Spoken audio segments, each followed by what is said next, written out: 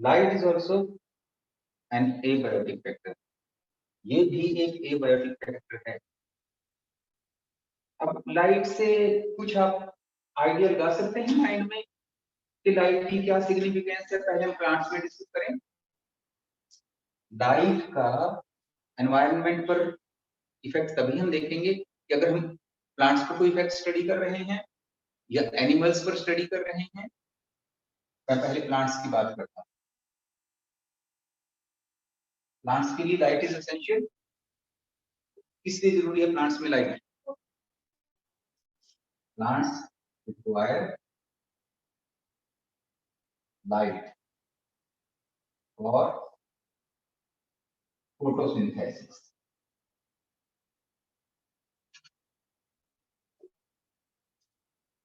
Photosynthesis के लिए जरूरी है।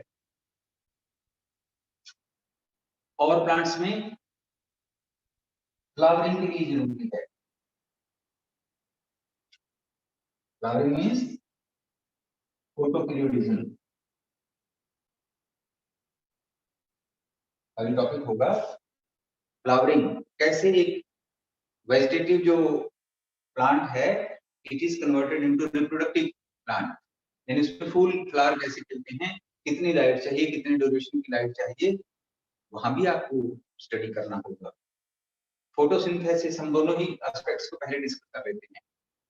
फोटोसिंथेसिस सभी जानते हैं, 6th क्लास से पढ़ रहे हैं हम, light is essential for photosynthesis. इसी लाइट को ब्रेक करके, इसी लाइट की हेल्प से वाटर को ब्रेक करके ऑक्सीजन बनाते हैं, एनर्जी बनाते हैं, फोटोसिंथेसिस होता है। तो अगर हम यहाँ मान लीजिए प्लांट को लाइट की कम ही मिल रही है या अवेलेबल ही कम हो रही है, तो फिर क्या फ्लोरा पर कोई इफेक्ट होगा? अरे ऐसी कंडीशंस, ऐसी जगह हैं, ऐसे एनवायरनमेंट हैं जहां पर लाइट बिल्कुल कम है, या फिर ऐसे भी एनवायरनमेंट है जहां plenty of light is there, duration of light काफी लंबी है, इंटेंसिटी ऑफ लाइट काफी अच्छी है। आप ड्यूरेशन को देखेंगे कि ड्यूरेशन कितनी इंपॉर्टेंट है, कितनी देर के लिए लाइट वहां पर आ रही है किसी पर्टिकुलर एनवायरनमेंट में, कितनी इंटेंसिटी की लाइट आ रही है। आपके पास पूरा विजिबल स्पेक्ट्रम है प्योर वाला, तो उसमें देखिए कौन सी, अगर आपको अल्ट्रावायलेट रेडिएशंस मिल रही हैं तो क्या आपके प्लांट्स अच्छे प्रोलिफरेट करेंगे या एनिमल्स प्रोलिफरेट करेंगे या उनमें कैंसर होगा? इन फैक्टर्स को जरा माइंड में सोचिए, ये दिमाग से एक्सप्रेस होने वाले हैं। मान लीजिए कहीं पर एक्स्ट्रा अल्ट्रावायलेट लाइट, लाइट तो वो भी है, तो क्या अल्ट्रावायलेट का कोई इल इफेक्ट होगा प्लांट्स पर, एनिमल्स पर? इसको माइंड में रख करके चलेंगे। इंटेंसिटी ऑफ लाइट कम है, ज्यादा है, तो इससे क्या अफेक्टेड हो जाएगा? फोटोसिंथेसिस। फ्लावरिंग, आपको कम ड्यूरेशन की लाइट मिल रही है या ऑप्टिमम ड्यूरेशन की मिल रही है, critical optimum, critical minimum, critical maximum, तो इससे आपके फोटो पीरियड्स बदल जाएंगे प्लांट्स में। तो लाइट एक, ऐसे ही एनिमल्स हैं, एनिमल्स में भी लाइट का इफेक्ट होगा। तो आपको लाइट को ट्रीट करना है as an environment factor. Light की इंपॉर्टेंस क्या है? अब जो ट्रॉपिकल कंडीशंस है वहां पर लाइट प्लेंटी में है, नेचुरली वहां पर ज्यादा वेजिटेशन डेवलप होती है। तो दो लाइनें आपको, 2 या 3 लाइनें हर एक फैक्टर के बारे में मेंशन करनी होंगी। कई बार ये क्वेश्चन होता है कि कौन कौन से फैक्टर हैं दैट अफेक्ट एनवायरनमेंट। ऐसे ही अब हम वाटर को डिस्कस करते हैं। वाटर एक्सीलेंट सॉल्वेंट है,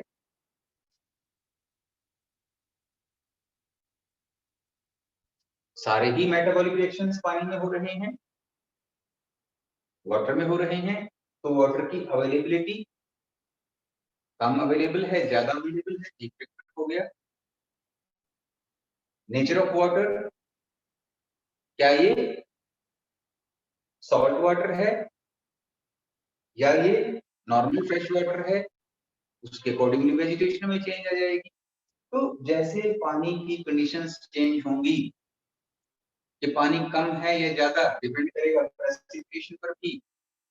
प्रेसिपिटेशन कम है, डेजर्ट है, वहां प्रेसिपिटेशन कम है, पानी कम है, तो जीरोफिटिक प्लांट्स आ जाएंगे, एनिमल्स भी जीरोफिटिक नेचर के ही हो जाएंगे। इसी तरीके से अगर कोई मीजोफिटिक है, मॉडरेट कंडीशन का पानी है, तो एनवायरनमेंट में मॉडरेट हो जाएगा। फिर इन सबसे इंपॉर्टेंट है सैलिनिटी। सैलिनिटी हो, पानी तो कम या ज्यादा अवेलेबल हो गया, पानी कम या ज्यादा अवेलेबल हो गया, बट उसकी नेचर क्या है, सैलिनिटी क्या है, क्या वो हाइपरसलाइन है या वो नॉर्मल है, पानी का पीएच क्या है, एसिडिक है, बेसिक है, ये सभी factors, all these factors they affect the environment. अब इसमें मैं पॉइंट वाइज आपको कुछ नहीं लिखवा पाऊंगा, ये सिर्फ अंडरस्टैंडिंग है। यहाँ पर फिर आप यूरी हेलाइन, दो कंडीशंस भी यहाँ पर और देखेंगे, यूरी हेलाइन एंड स्टेनो हेलाइन। हेलाइन वर्ड है सॉल्ट कंसंट्रेशन से, हेलाइन मींस सॉल्ट कंसंट्रेशन। अब यूरी, आप जानते हैं कि यूरी क्या है, अभी मैंने डिस्कस किया था। तो इन टू लाइंस में, इन स्टेनो हेलाइन और यूरी हेलाइन को ट्राई करें कि यूरी हेलाइन कौन से ऑर्गेनिजम्स हैं, those organisms which can tolerate a wide range of salt concentration in water, जो पानी में काफी वाइड रेंज की कंसंट्रेशन को सॉल्ट की टॉलरेट करते हैं, तो उनको कहते हैं यूरी हेलाइन ऑर्गेनिजम्स। और जो कम रेंज, लिमिटेड रेंज को टॉलरेट कर सकते हैं, उनको कहते हैं स्टेनो हेलाइन। इन दोनों टू लाइंस में लिखते हैं आप, ये मैंने नहीं लिखा, आपको लिख के दिखाइए मेरे को।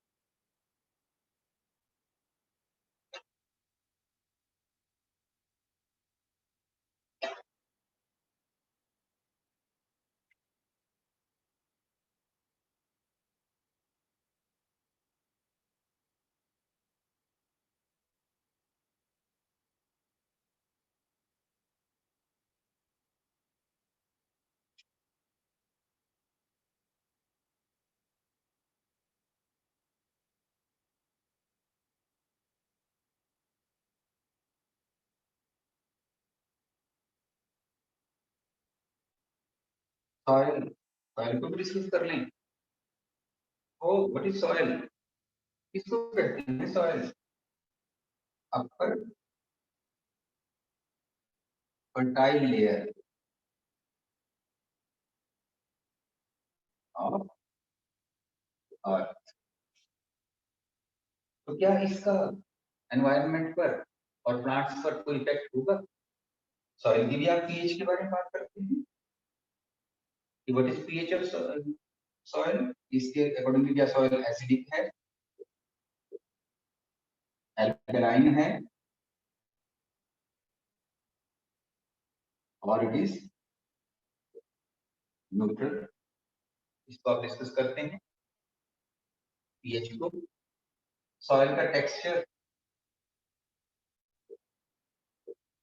ये फैक्टर्स अफेक्ट करेंगे फ्लोरा को भी, फौना को भी। जो फ्लोरा अफेक्ट होगा तो फौना भी अफेक्ट हो जाएगा। सॉइल टेक्सचर, क्या आपकी सॉइल कोर्स सॉइल है, क्या आपकी सॉइल सैंडी सॉइल है, या क्ले लोम सॉइल है, या क्ले सॉइल है, क्या है वो? ये डिफरेंट टेक्सचर्स होते हैं सॉइल के। Sandy soil, water holding capacity कम हो जाएगी, तो नेचुरली फिर जो प्लांट्स को ज्यादा पानी की जरूरत है वो नहीं ग्रो करेंगे। क्ले सॉइल है, चिकनी मिट्टी वाली, अगर कोई प्लांट जो जिसकी जड़ों में पानी खड़ा ही हो गया वो नहीं सर्वाइव करेगा, क्योंकि वाटर लॉजिंग से एरेशन कम हो जाएगी। तो सभी प्लांट्स नहीं, कुछ ही एडी वगैरह इसमें टॉलरेट कर जाते हैं। अगर लॉन्ग सॉइल है तो सभी के लिए बढ़िया है, किसी भी किस्म का प्लांट इसमें ग्रो कर सकता है। तो सॉइल टेक्सचर, सॉइल पीएच है, ये सभी फैक्टर्स हमारे सॉइल के एनवायरनमेंट को अफेक्ट करते हैं, और इन्हीं फैक्टर्स के आधार पर जो ऑर्गेनिजम्स हैं वो रिस्पॉन्ड भी करते हैं। ऑर्गेनिजम्स क्या करते हैं, चाहे वो प्लांट्स हैं या वो एनिमल्स हैं, they develop different responses against different types of environments. और रेस्पॉन्स क्या क्या कहेंगे,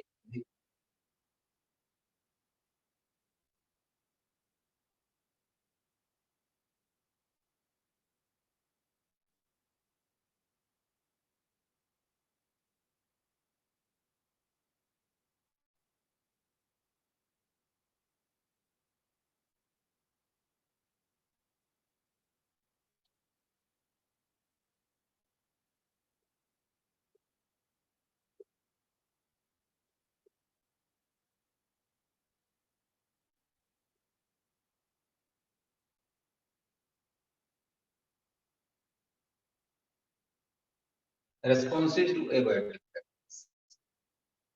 भाई जब एबायोटिक फैक्टर्स हमारे एनवायरनमेंट को अफेक्ट कर रहे हैं, तो हमारे ऑर्गेनिजम्स भी रिस्पॉन्ड करेंगे इन एबायोटिक फैक्टर्स को।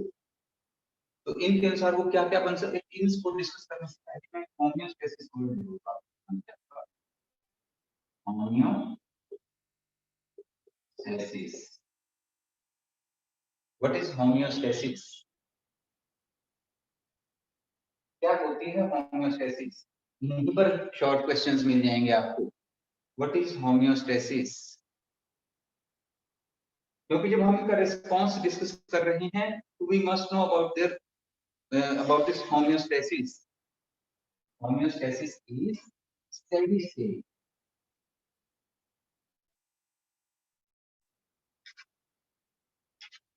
of an organism. Steady state of an organism. Homeostasis some steady state. Steady means एक fix, एक स्थिर, जिसके ऊपर ऑर्गेनिज्म है is at maximum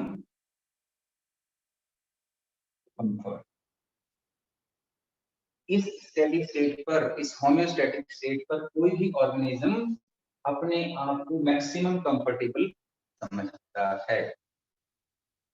ये उसकी internal steady state of organism का मतलब internal environment,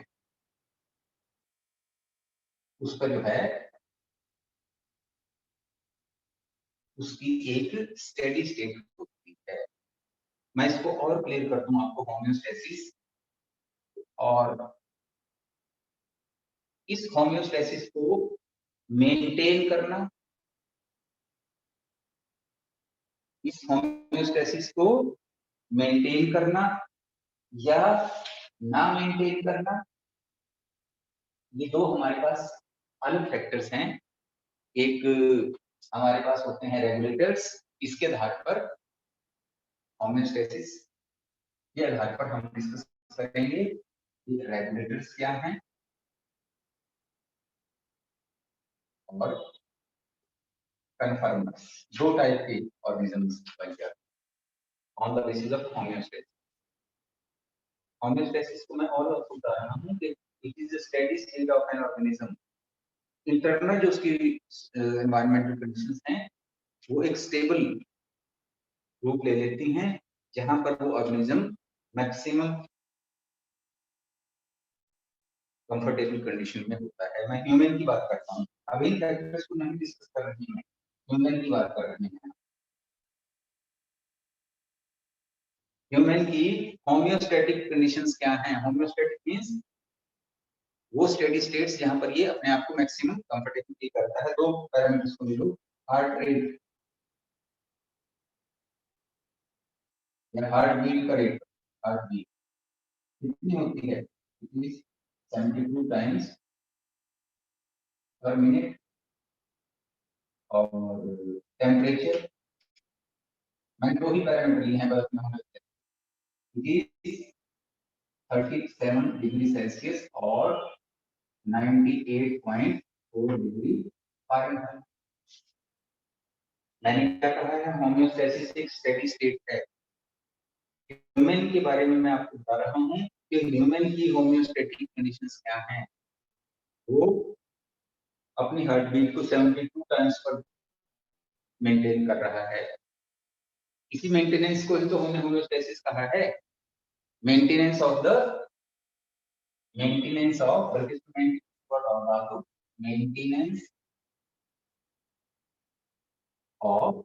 steady state of an organism is called homeostasis. इसको मेंटेन करना।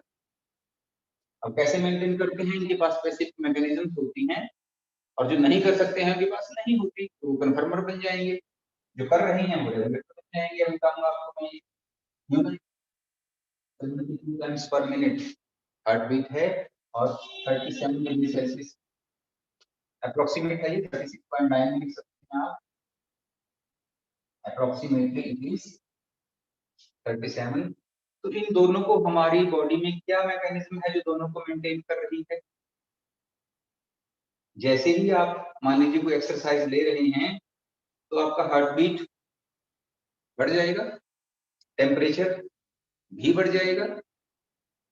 अब दोनों को ही जब बढ़ रहे हैं, मान लीजिए हार्ट बीट आपकी हो रही है 72 से बढ़कर 80 हो रही है और टेम्परेचर जो आपको 100 से बढ़कर 100.5 डिग्री फारेनहाइट हो रहा है, तो ये कंडीशन आपके लिए बेटर है। इस पर आप इजीली फील कर रहे हैं या इस पर फील कर रहे हैं। 72 टाइम्स वाली पर बेटर फील कर रहे हैं या 80 पर मिनट पर बेटर फील कर रहे हैं। आप फील करेंगे 37 पर बेटर और 72 पर। यही होम्योस्टेसिस है, इसी को मेंटेन करना है। अब आपकी हार्ट बीट मान लीजिए 72 से बढ़कर के 80 हो रही है, तो कंफर्टेबल नहीं है।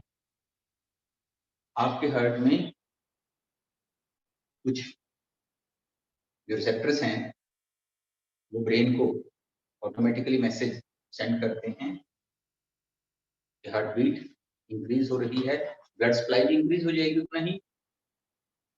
वो रिसेप्टर्स ब्रेन को स्टिमुलेट करके इसको डाउन करते हैं। टेम्परेचर 37 से 100 हो गया,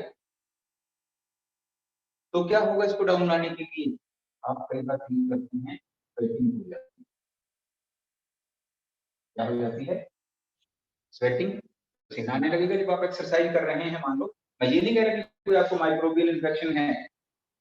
माइक्रोबियल इन्फेक्शन टेम्परेचर तो जरूर बढ़ेगा, पर उसको कम लाने वाला मैकेनिज्म अब उस समय काम नहीं कर रहा है। थर्मोस्टेट हमारा आउट ऑफ ऑर्डर कर रहा है। लेकिन अगर आप नॉर्मल हैं, कोई माइक्रोबियल इन्फेक्शन नहीं है, तब क्या होता है, स्वेटिंग शुरू होगा और स्वेटिंग से क्या होगा, इवेपोरेशन। स्वेटिंग कॉजेज इवेपोरेशन और इवेपोरेशन से क्या होगा, कूलिंग इफेक्ट। इस कूलिंग से क्या होगा, बॉडी टेम्परेचर कम्स डाउन। ये मेंटेनेंस हो गया कि नहीं हो गया। तो जो कुछ ऑर्गेनिजम्स अपनी होम्योस्टेसिस को मेंटेन कर लेते हैं, they have got special mechanism, have mechanism to maintain homeostasis। जो अपनी होम्योस्टेसिस को मेंटेन कर सकते हैं, they are called regulators। वो अपने आप को रेगुलेट कर रहे हैं, एडजस्ट कर रहे हैं, कम या ज्यादा कर रहे हैं फिजियोलॉजिकल उससे।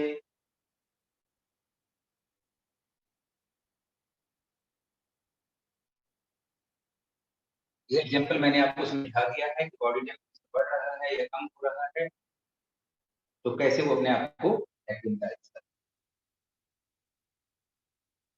कन्फर्मर्स, जो कन्फर्मर्स हैं, अभी कैसे मेंटेन करते हैं मैंने उधर क्लियर किया है। जो मेंटेन कर रहे हैं वो रेगुलेटर्स हैं। होम्योस्टेसिस क्या है? ये स्टेडी स्टेट है। 3 पैरामीटर्स अलग अलग देखिए। होम्योस्टेसिस स्टेडी स्टेट को मेंटेन करना। जो कर सकते हैं वो रेगुलेटर्स हैं, जो नहीं कर सकते हैं वो कन्फर्मर्स हैं। which organisms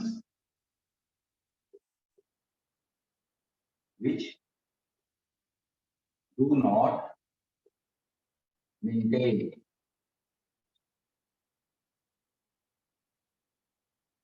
homeostasis, तो क्या करते हैं? they change their body temperature की बात करो, एक ही parameter body temperature with surrounding. कम है तो कम हो जाएगा उनका भी, उनका बढ़ रहा है तो बढ़ जाएगा। मैमल्स में होम्योस्टेसिस बहुत होती है, बर्ड्स में होम्योस्टेसिस बहुत होती है, बट रेप्टाइल्स वगैरह में, एम्फीबियंस वगैरह में कन्फर्मर्स वो होते हैं, इनमें मेंटेनेंस का सिस्टम नहीं।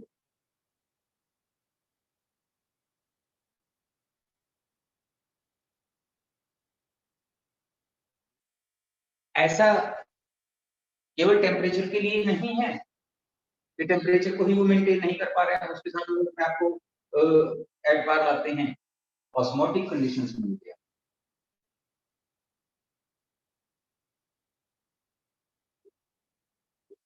मान लीजिए बाहर हाइपरटोनिक कंडीशंस हैं या हाइपोटोनिक कंडीशंस हैं, तो इनके अकॉर्डिंगली ही अपने आप को चेंज करने की कोशिश करते हैं या हो जाते हैं। तो दिस इज रेगुलेशन। इस रेगुलेशन का इफेक्ट क्या है, इस पर क्वेश्चन कैसे आता है?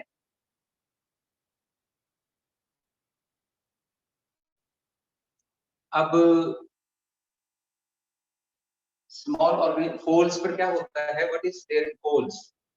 इसकी जो मैं क्वेश्चन इस पे आता है वो बता रहा हूं आपको। फोल्स पर कंडीशंस कैसी हैं टेम्परेचर के बारे में?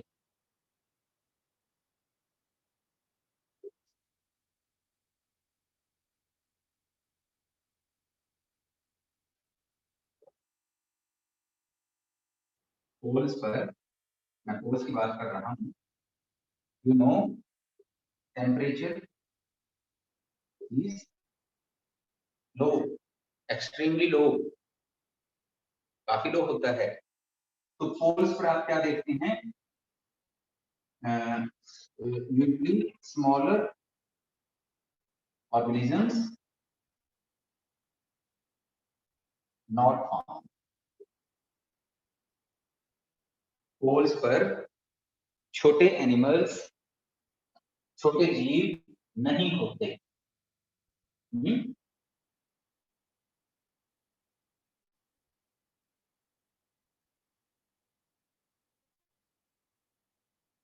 स्मॉलर एनिमल्स आर ऑर्गेनिजम्स करो, एनिमल्स करो,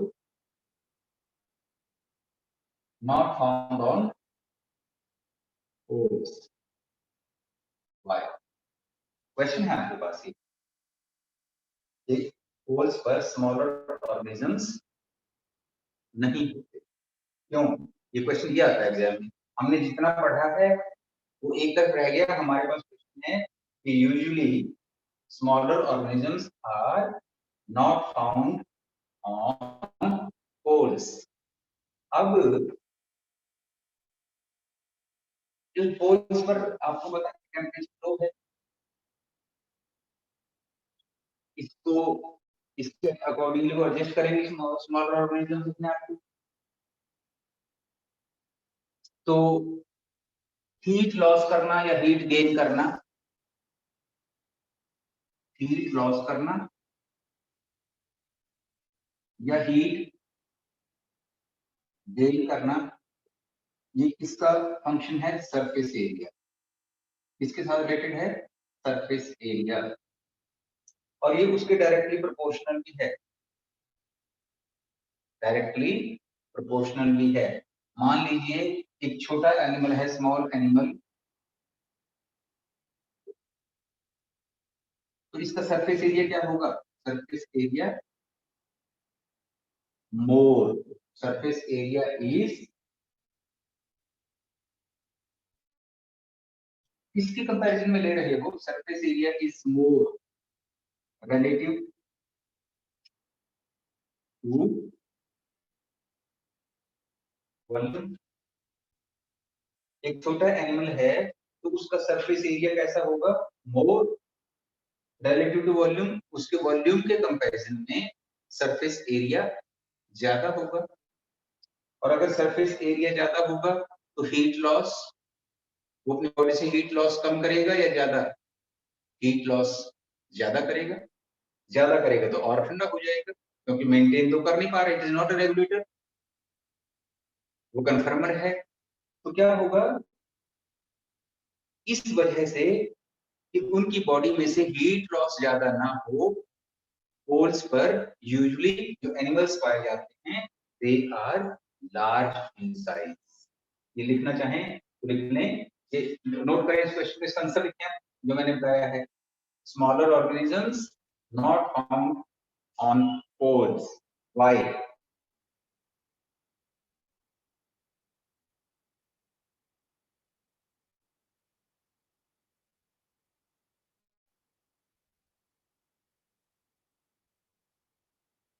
and refer your book at page number 2 to 4।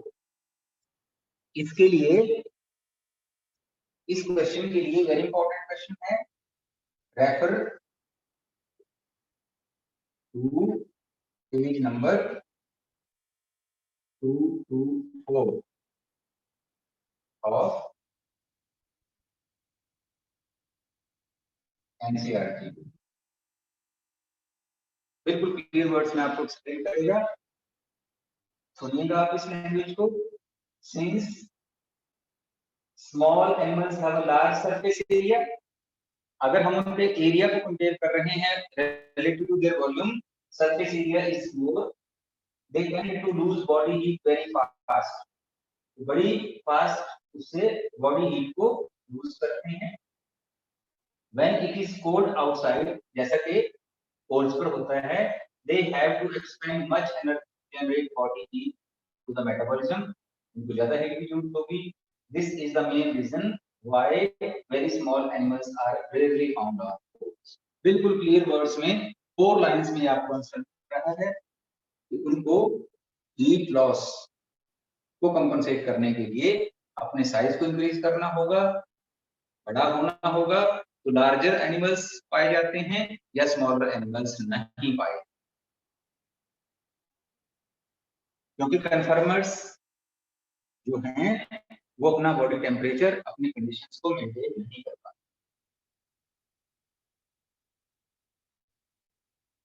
इसको नोट करें, वर्ड्स में ही नोट करें, इंपॉर्टेंट है। मैं आपको 2 या 3 मिनट दे रहा हूँ।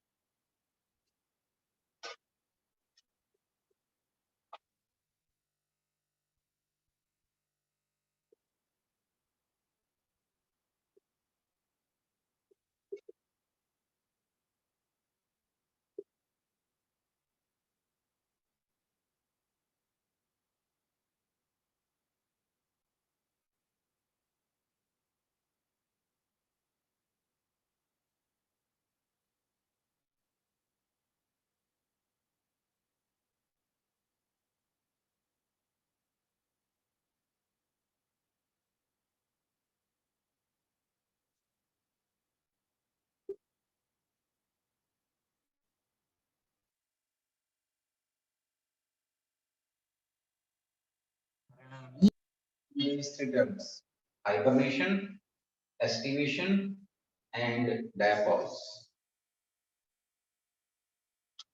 देखिए, कुछ स्ट्रेसफुल कंडीशंस होती हैं।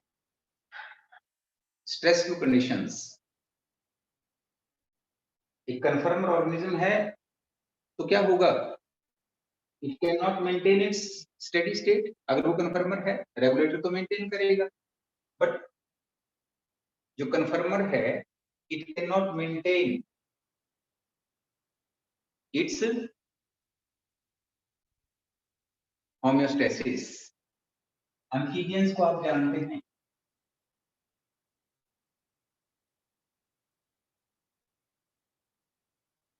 Amphibians they are वर्किलोथर्मिक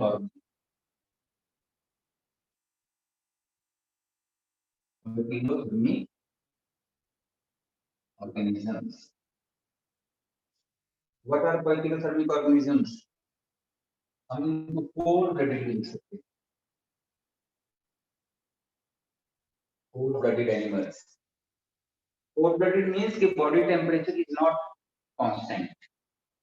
what do you mean by cold blooded और poikilothermic? बॉडी टेम्परेचर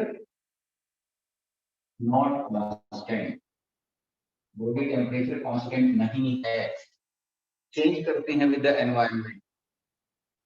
करेंगे चेंज, कोप करेंगे एनवायरनमेंट के साथ, बट फिर ऐसा भी कंडीशन हो सकता है कि अगर बाहर का टेम्परेचर इतना कम हो जाए सर्दी में, जैसे फ्रॉग है, फ्रॉग आप अक्टूबर नवंबर के बाद फ्रॉग को नहीं देखेंगे कहीं पर भी, क्योंकि नवंबर आने पर टेम्परेचर कम होना शुरू होता है, तो फ्रॉग को भी अपना टेम्परेचर कम करना होगा।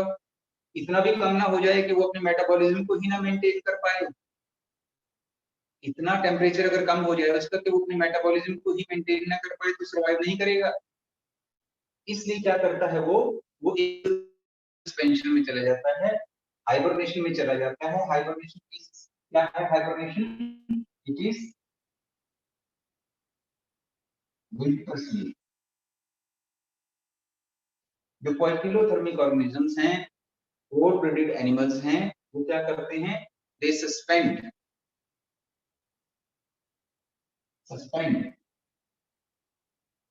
their एक्टिविटीज, चाहे वो फिजिकल हैं, चाहे वो फिजियोलॉजिकल हैं, इन सभी एक्टिविटीज को सस्पेंड करके क्या करते हैं? जमीन में चले जाते हैं सर्दी के समय में। This is called winter sleep और hibernation. Suspend their activities and enter into earth. वहां पर टेम्परेचर भी थोड़ा ज्यादा होता है, बाहर की बजाय जमीन में टेम्परेचर थोड़ा हाई होता है, ज्यादा होता है। एक्टिविटीज सस्पेंड कर दी हैं, रिजर्व फूड, फैट्स वगैरह पर अपने सर्वाइव करते हैं। फ्रॉग इसका एक बेटर एग्जांपल है, ये विंटर स्लीप को शो करता है या हाइबरनेशन को शो करता है। विंटर स्लीप या हाइबरनेशन होगी विंटर के समय में अपनी एक्टिविटीज को सस्पेंड कर देना। एस्टिवेशन ये समर स्लीप है। कुछ एनिमल्स सस्पेंड करते हैं, suspend activities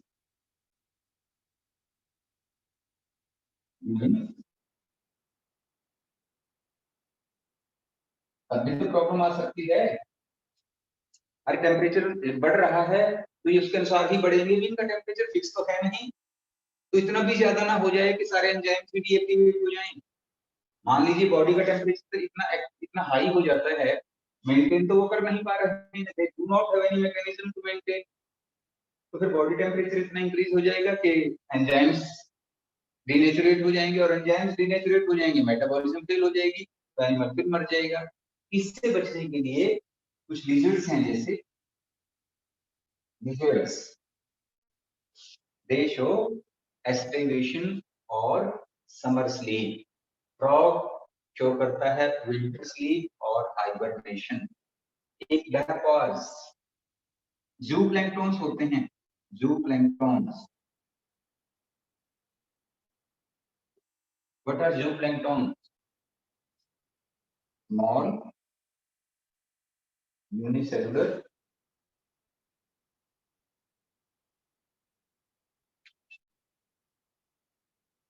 protist,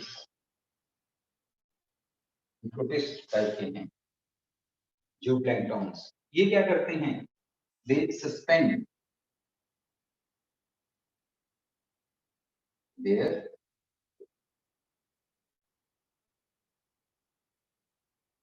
metabolic activities, अपनी मेटाबॉलिक एक्टिविटीज को सस्पेंड कर देते हैं। कब कर देते हैं? Under unfavourable conditions, under unfavourable conditions.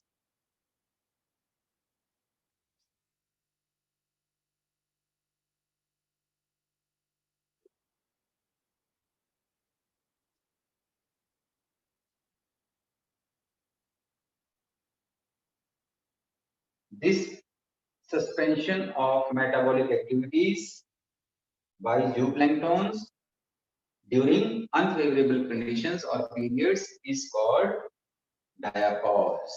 इसको diapause। ये सारे ही रिस्पॉन्स हैं इसके प्रति, एनवायरमेंटल फैक्टर्स के प्रति। टेम्परेचर एक फैक्टर था, उसके रिस्पॉन्स क्या है? Hibernation, aestivation. Metabolic activities stressful conditions हो रही हैं, नहीं हो रही हैं, उनकी रिस्पॉन्सेज हैं तो डायपॉज। माइग्रेशन, माइग्रेशन भी होता है। माइग्रेशन को क्या पढ़ सकते हैं यहाँ पर? माइग्रेशन, बहुत से एनिमल्स स्ट्रेसफुल कंडीशंस को अवॉइड करने के लिए वहां से माइग्रेट करके चले जाते हैं। तो ये सारी एडेप्टेशंस हैं या चेंजेस एनिमल्स में आ जाती हैं।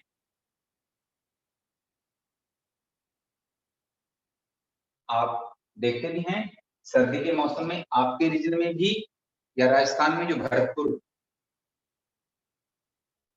राजस्थान में आपने भरतपुर के अंदर जो नेशनल पार्क है, योलाडो नेशनल पार्क, उसके बारे में जरूर सुना होगा।